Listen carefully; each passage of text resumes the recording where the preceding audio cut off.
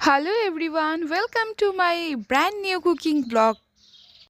আজকে অনেক দিন পরে আবার চলে আসলাম ইডলির সাথে কিন্তু ধোসার রেসিপি নিয়ে। আমি কিন্তু আমার চ্যানেলে এর আগেও ধোসার রেসিপি তোমাদের সাথে শেয়ার করেছিলাম, কিন্তু আজকে আরেকবার তোমাদের সাথে ধোসা এবং ইডলির রেসিপি আমি শেয়ার করতে চলে এসেছি।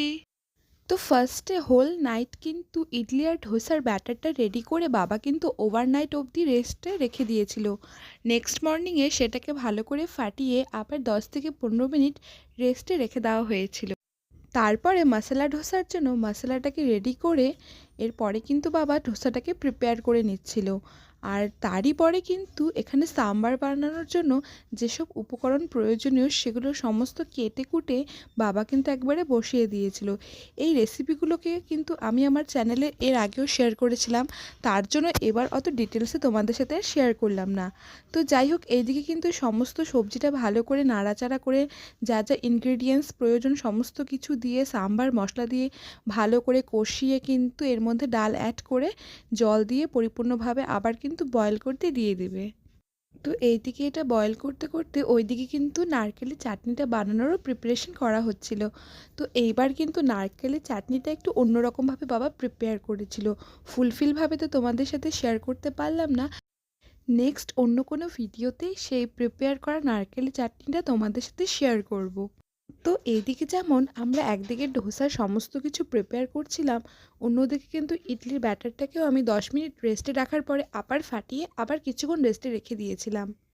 কারণ ধোসার ব্যাটারটা একটু পাতলা হবে আর ইডলির ব্যাটারটা কিন্তু একটু মোটা হবে।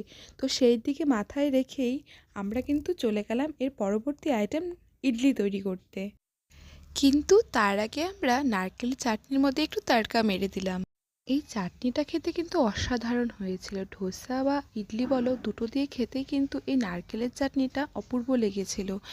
এই চাটনিটার পুরোপুরি রেসিপি আমি তোমাদের সাথে আরেকবার শেয়ার করব।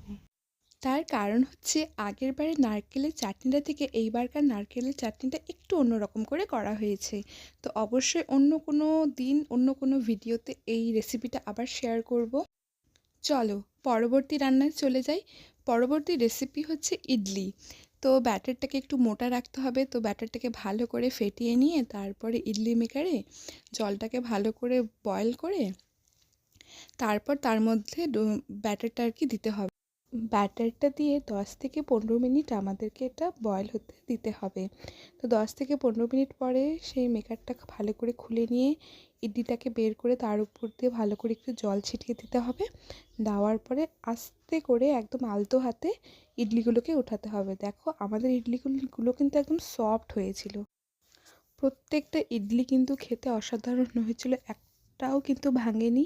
আর ভীষণ পরিমাণে সফট, তুলতুলে একদম নরম স্পঞ্জি টাইপের হয়েছিল।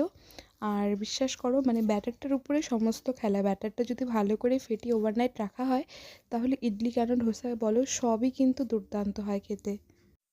তো রেডি আমাদের ইডলি এবং ধোসা। তারপরে আমরা সবাই মিলে খেয়েছিলাম, খুব অসাধারণ হয়েছিল। যদি তোমাদের ভিডিওটা ভালো লেগে থাকে এভাবেই আমাকে সাপোর্ট করো, লাইক করো, কমেন্ট করো, সাবস্ক্রাইব করো। আজকে এই পর্যন্ত, দেখা